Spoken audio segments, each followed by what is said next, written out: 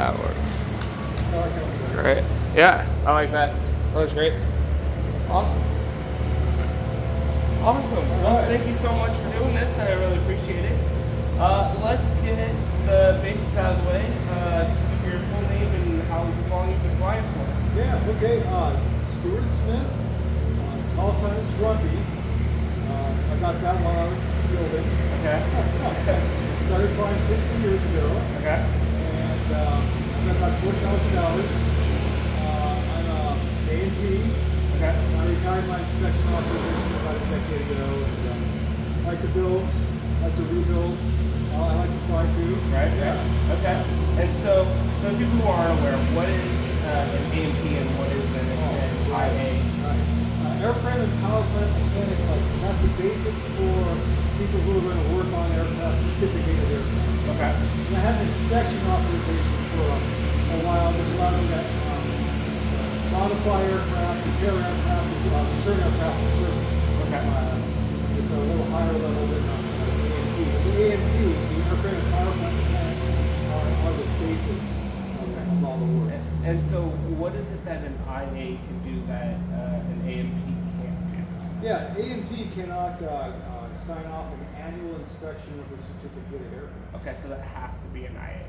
An A&P cannot sign off a major repair. It can sign off a minor repair. Minor repair. It cannot sign off a modification. Major repairs and modifications are recorded on Form 337, Okay. which has to be signed by an A&P with an inspection authorization. Okay. Yeah. And so, how long does it normally take to go from kind of no experience in mechanics to getting your A&P and then into your IA? Yeah, I can't, I don't know the specifics, but a protege of mine is in a 2-year program, I think, Okay. for the A&P. It seems like it's short. Okay. They may be able to do it in 2 years of full-time school. Mm-hmm. And then you need to be a A&P working on certificated aircraft for 3 years to be qualified to test for your inspection authorization. Mm-hmm. And that's all there is to it. If you have the Okay. qualifications, you can test. Okay. But it's a hard test. Yeah. That is nothing in aviation seems to be particularly Well, easy. that's correct. But I took a lot of tests. I took I got my instrument rating. The private pilot test was a long time ago. I got my A&P, but the inspection authorization, you really have to be able to read and write and know mechanics and put things together. It's very subtle sometimes. Very difficult. And so you find that level of, attention to detail that you get from doing the A&P program and stuff, that helps you a lot with, doing this kind of stuff. I know that you build and rebuild and, do that kind of stuff. Can we get into a little bit of what this airplane is? I know this is in the experimental world, which is much different than what most people are accustomed to as far as the certified aircrafts like your 172s, your 150s. Right. So those aircraft are certified, and there's a guarantee, an implicit guarantee that the airplane is going to work in a certain recoverable, safe way. Right. You don't really need that much skill to operate it in a reasonably safe manner. Now, the higher performance experimentals aren't subject to that. You can optimize the airframe to go fast or be maneuverable, which requires a higher degree of pilot proficiency. This is a Bush Cat. This is a Bush airplane meant for off-airport operations, and it's different than pretty much every other aircraft out there. It's triangulated tubular aluminum construction covered with sailboat sail material. Okay. Very so it's light. like this canvas. It's not a canvas, it's a tri-lam. It's got 3 different kinds of, it's composite fabric. Okay. It's amazing stuff. It's very light, it flies real slow, it has a fantastic climb rate, it's very maneuverable, it's got great visibility, it's got a lot of innovations in it. It's a little bit ergonomic. It was designed in South Africa. Okay. I noticed that there's a Rotax engine, which is uncommon or is less common than your Lycomings. And Continentals. And your Continentals, right? And so, what is the benefit of the Rotax versus the Continental or a Lycoming? Right. Fuel efficiency? Is it simplicity? What's kind of the big appeal to it? Well, okay, if you compare this is basically evolved from a snowmobile engine. Okay. Okay, so it's got that lineage. Continentals and Lycomings are evolved from 1940s tractor engines. Right. And they actually use tractor components like nags and carburetors. Right. So they're sort of older school, right? And they make more power, but they use more fuel, and they vibrate more, and they're louder. This it's got two main carburetors. It's got a transmission that you don't have on other aircraft motors, most of them. So you can run the RPMs higher on this and get more power without running the prop as hard. This also has a radiator, which most aircraft engines do not have. So there are more systems involved with the motor, but on the other hand, it's a very simple motor. It doesn't have a mixture control, doesn't have carburetor heat, starts like a motorcycle, runs like a motorcycle. They're smooth, they're quiet, good power to weight ratio, very reliable, wonderful motors. Okay. So they're good for 100 horsepower. This is a 912 ULS. Okay. They make them in larger horsepower denominations, but now you're getting into ECI ignition and turbocharging and stuff like that, which takes it out of the sort of shade tree mechanic variety of engines. You need the dongle and the computer to figure out how to do that. But any good motorcycle mechanic understands what's going on with this motor. They're really neat. Right. So if you're somebody who is, kind of more of a mechanic that's outside of the aviation world, and you want to get into airplanes, you want to get into the experimental world, something like this is much more approachable or easier to digest than a Lycoming or And affordable. And affordable. So what are we talking about as far as affordability on this, like maintenance and your upfront costs versus your more traditional engines? Depends what's wrong with it. Okay. We'll say that they're both working in perfect conditions. Phenomenal. Yeah. You're gonna use a lot less fuel, Okay. right? Right. So, The way I flew my Bush Cat was at 2.5 gallons an hour, right? Okay. When Right. I come out of my Bonanza, it was running 14 gallons an hour. right. Of That's course, big I'm going slow. Right. I fueled up, once every 2 or 3 months. Right. So you just So right there, right? Right. There's basically no fuel budget. I didn't care how much the fuel cost because I was using hardly any. And you can use autogas in this. Okay. So you can. But autogas deteriorates the rubber components, the hoses, the seals, and the avgas leaves lead deposits, which you deal with additives. So autogas deteriorates much quicker. It's a lower quality fuel. So it's kind of like a bonus of like if things are in a kind of not the best circumstances where you have to use. Say for example, you're on a cross country, you get headwinds, you're running out of gas, you see a gas station down there on the road, you can land, fill up with 91 and keep on going. Keep on going. And if you follow it with avgas right away, you wash it all through the system and there's no impact. Okay. It's only when you leave it in there for a while. Okay. The autogas. So it's kind of like if you're doing this kind of operations where you're doing backcountry flying, and it's like Very appropriate for that, yes. The only place that we have is a gas station, and we're out in the middle of nowhere. And I wouldn't hesitate to use it if the fuel is clean. Okay. Yeah. And so, as far as fuel tank, what are you looking at this? Because you said you're burning about 2.5 gallons. This is 24 gallons. 24 gallons. Okay, so you But at full cruise, you're using 4.5, 5 gallons an hour. It's still 4 hours flight time with reserves. You're around 100 miles an hour. Okay, so you've got about 4 hours of constant flight in one of these. And so what's the appeal? I mean, this is a tail dragger, obviously, so this is a bit more stick and rudder skills than your average nose wheel airplane. But how do you find that this flies compared to other tail wheels? Other tail wheels? Is it more forgiving? No. Is it more? Is it That's not a tail forgiving? wheel. No. It's got narrow gear. Okay. It's got a fairly short couple to the tail wheel, and it's got a long wing. Oh no! You can do the right thing in this. Okay, so it's very touchy on the control. It's a great tri-gear. My previous Bush Cat with a tri-gear is perfect. Mm-hmm. They made this tail dragger for the American market. Okay. Us Americans wanted tail draggers. Right. So it works. This isn't my airplane. I sold it to a friend, and now I'm finishing the build for him. So he'll be the one to figure out how it flies. Okay. Okay. So this one is already off to somebody else who's gonna be flying it a whole lot. All right. Which is great. I mean, that's what you do, right? Yeah, that's build, what I do. I like build. to give these airplanes life and help people get matched up with the airplanes and watch them go. I just love watching people pick it up and learn and move on. It's a learning experience. There's a lot to it.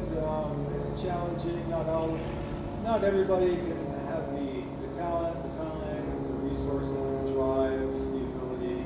Yeah. There's a whole lot that goes in. There is, actually. right. And there's just the stick flying, the stick and rudder flying, which is what we learn with radio control.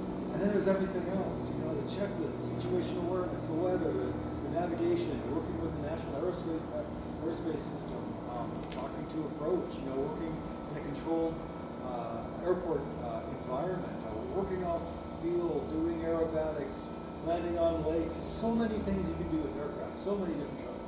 And so, what is this rated for? The wind as far as G load?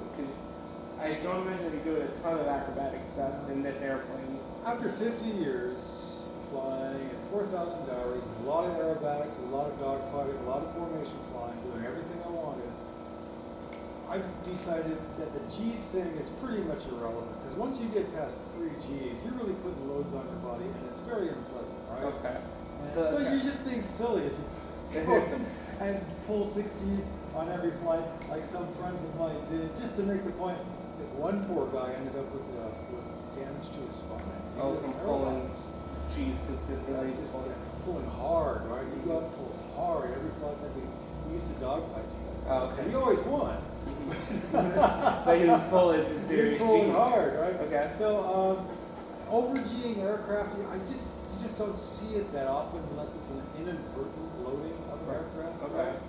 This is probably a 4G airplane. Okay. 4Gs is plenty. I mean, yeah, especially when you're doing.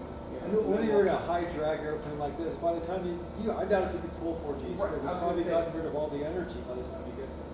Right. I was gonna say it seems like it'd be pretty hard to pull that many G's on this.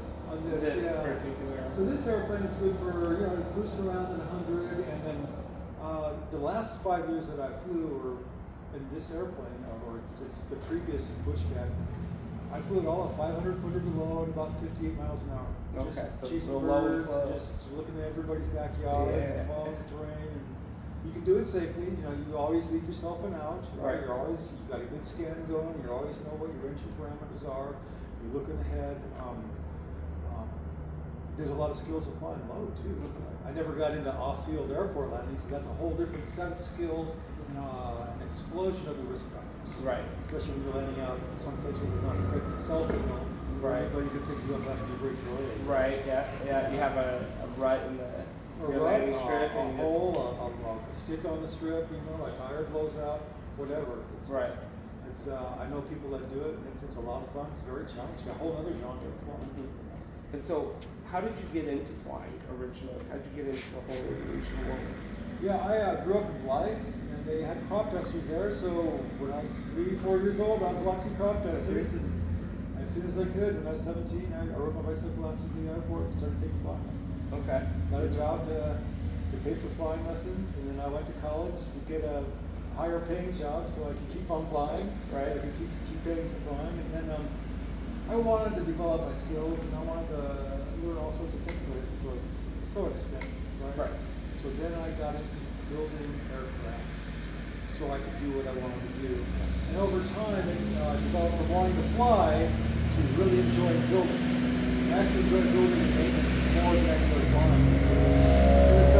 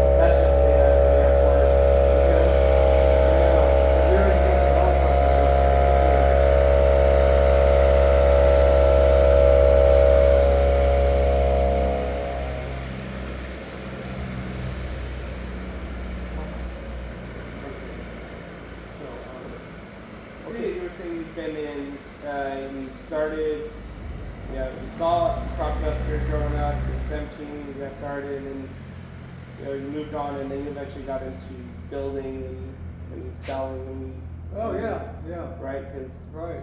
you got Well, you build something, get to know it, make it safe, learn it, and then move on to the next step. And over time, we advanced to some pretty advanced aircraft. Not the big boys, but we flew a Harmon rocket, GP4. I got the honor of flying Bonanzas. Oh, That's a lot okay. of fun. Those are fun, yeah. Yeah. And so I had a question. What was it? And so this has always been a passion rather than going into what I guess a better way to phrase it is what career did you have throughout all this time? Because it sounds like this was more of a passion and a hobby. It was an avocation, not my vocation. Okay. Right. I was a safety analyst in a very large sewage treatment plant for a lot of years. Okay. And it was OSHA compliant, safety stuff, right? Okay. And OSHA is written in the same language as the federal aviation regulations. I was conversant in it, right? I also used to skydive, which is very safety procedure focused, and so it all sort of tied together, the safety aspect of my career working for the sanitation district in aviation. So I'd work at the plant in Wilmington all day, then Compton was on the way home to my house in Long Beach, so I'd stop at Compton every afternoon for work for 2 hours. Okay. And over a couple of months, you don't see much progress, but over a couple of years, you pop out an airplane. Over 5 years, you start getting stuff done. Over 15 years, you start to accomplish stuff. And I got enough background to test for my A&P, and things sort of blossomed there. But when you're working on aircraft, you probably understand by now, it's pretty intense. Yeah. You can't do it for 8 hours and keep the kind of focus that you need, Yeah, right? you're Not right. make mistakes. It's definitely one thing at a time. Right. And a project tends to take about 4 hours, maybe an hour to set up, a couple hours to do, an hour to break down, get cleaned up, get that organized, move on to the next one. So it's nothing that you can rush. It's more of a way of life. Mm-hmm. And then that develops into the art form of building. It's functional, but you come up to a nice airplane, and it's definitely art. The skills that go into some of these builds is just fantastic, way over my head. There's nothing as joyous as seeing a beautifully built airplane. Right. Plus it goes 200 miles an hour. Right. That's cool, right? Yeah, right.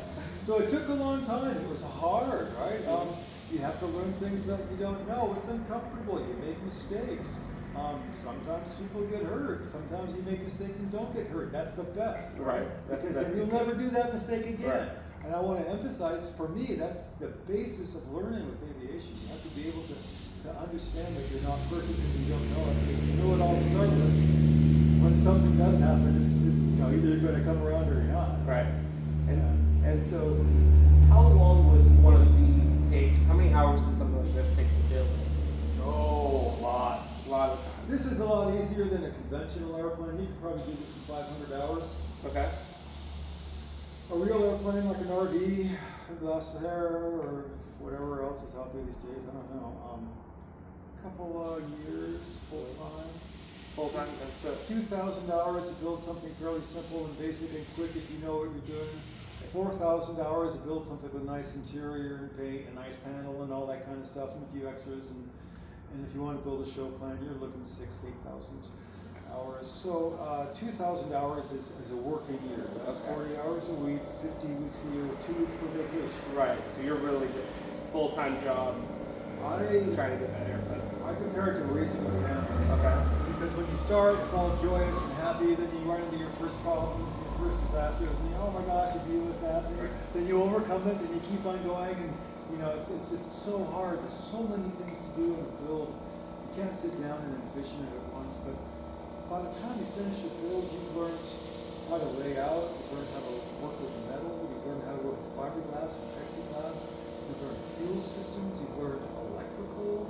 You've learned control systems. You've learned brakes. You've learned wheels. You've learned all this stuff, right? It's fabulous. And then all that stuff applies to everything else in life. And then, using the aircraft construction techniques and the aircraft approach, being careful and using the scientific method really makes other tasks, non-aviation tasks, different. Makes it easier. And so is that just is that 2,000 hours just like the raw time of actually working, or does that include like any sort of approvals that you need from the FAA? That's just build time. That's not research. Okay. That's That's not just- ordering. That's not driving across the country to get the landing gear in Arizona. Right? Okay, right. So that is just pure raw build time if you have every single piece that you need. If you knew what you were doing. If you If knew you've what done you- it before, if you had the tools all right. The one thing about building Mhm. is if you're not organized, you're not going to be successful. You're not going to be successful. You'll spend, a typical builder will spend half the time looking for the parts. Okay. Where did I put that part? I can't find this part. I have to order it. It comes in. 2 weeks later, you find the part in the trash can, right? Gotcha. And that's what building is. There's so many aspects, so many steps to get into building. Okay. Yeah. That's And there's different building methods. There's fiberglass building, which is a completely different method of building from wood. You can have a complete wood structure or a wood frame covered with fabric, or you can have a metal frame, aluminum, stressed aluminum frame. All sorts of different construction techniques. I'm gonna make sure that's still recording. Oh yeah, we're still good. It's got my other camera will shut off after 30 minutes of recording. Oh. It'll just stop. So I want to make sure that one is good one. Let's see. Do you have any thoughts or anything that you want to talk about? Anything that you think we haven't covered as far as what you think might be pertinent to the experimental world, or what you got going on? What you think would be For somebody who wants to get into flying? yeah, for somebody who wants to get into aviation, maybe they want to get into the experimentals because they see, okay, you have a lot of personal liberties with air experimentals versus certified. You know, the FAA, for the people who don't know, the main difference between certified and experimental is experimental, you're basically telling the FAA, hey, I'm taking responsibility for this aircraft and what goes on with it. You recognize that you can't get paid for work when you fly an experimental, so you can't charter out an experimental versus a certified, and kind of what your limitations, but also what your freedoms are. Well, you signed an affidavit saying that you used aircraft building materials and aircraft building construction techniques. Okay. So that's what you tell the FAA for an experimental. Okay. Certificated aircraft is built by qualified technicians in effect. Right.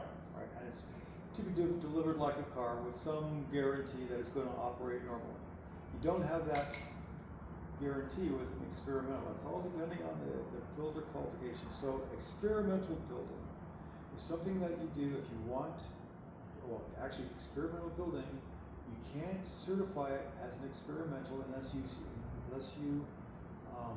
state on an affidavit that you built it for your own personal education and pleasure. Okay.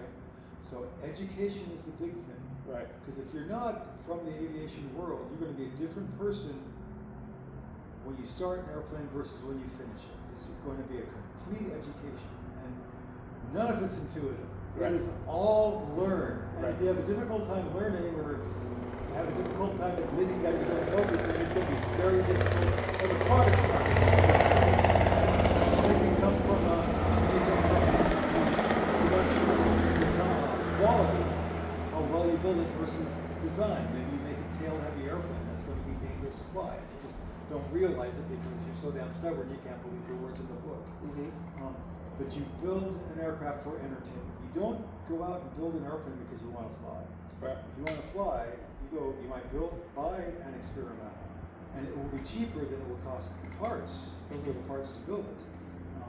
But you have no business building if you don't want to build. You want to build. You want to learn.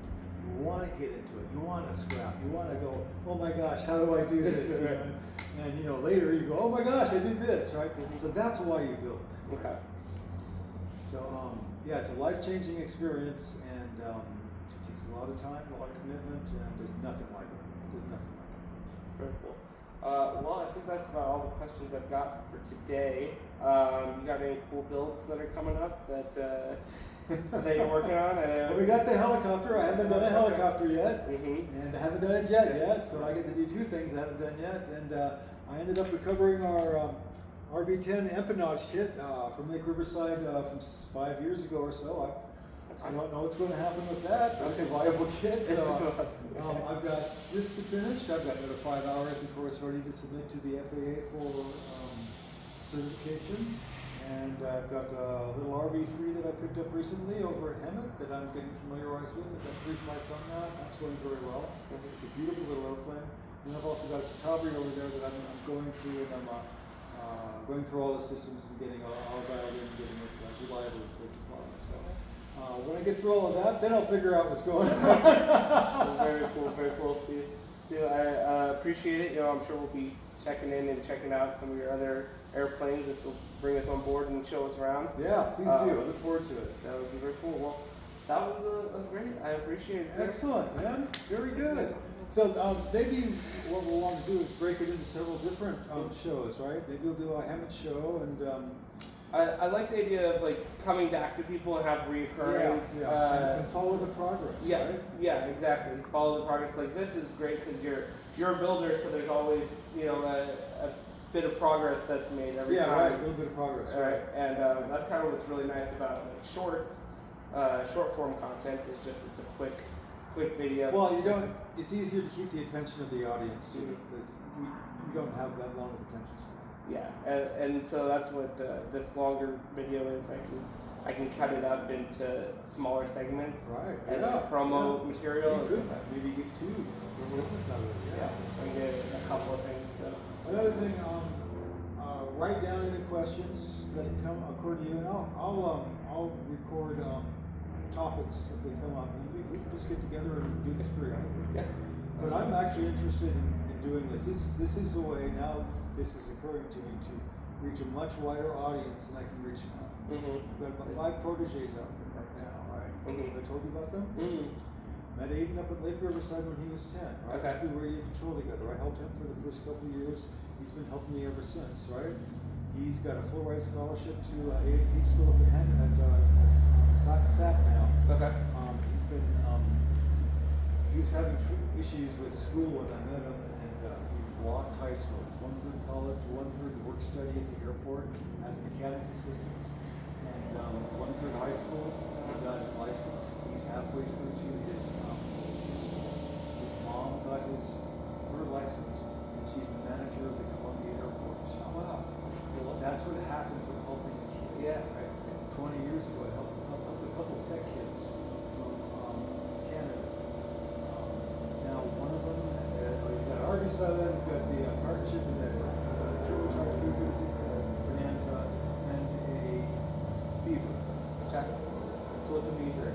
The Beaver, with the big radial engine and the floats. Okay. And the Canada thing, Okay, right? yeah. A fucking Beaver, fucking $700,000 Beaver, right? Wow. And then Cyrus went out and bought a $500,000 206, right? Okay. After upgrading his RV6, it's just amazing to watch these people just take off. Right. Just a few words, just like you, right? A few good words, just set the conditions and light the fuse. Yep. Well, I was like, guys, if you have any questions for Stu, leave them down in the comments. Yeah, we're still recording. Yeah, we're still recording. Yeah. If there's any Put them in questions, the comments, right? Yeah, put them in the comments, and we'll next time we get together, we'll bring up some of those questions. Yeah, you can insert pictures and video too. Mhm. So another thing we could do is I can share some in-airplane pictures of maneuvering the RV-8 with you, and I can share pictures of the airplanes that we can insert too. Yeah, absolutely. Do you want to go ahead and help me Yeah. with this? We could break down the RV-10 kit Yeah. on screen. Yeah, too, right? absolutely. Yeah.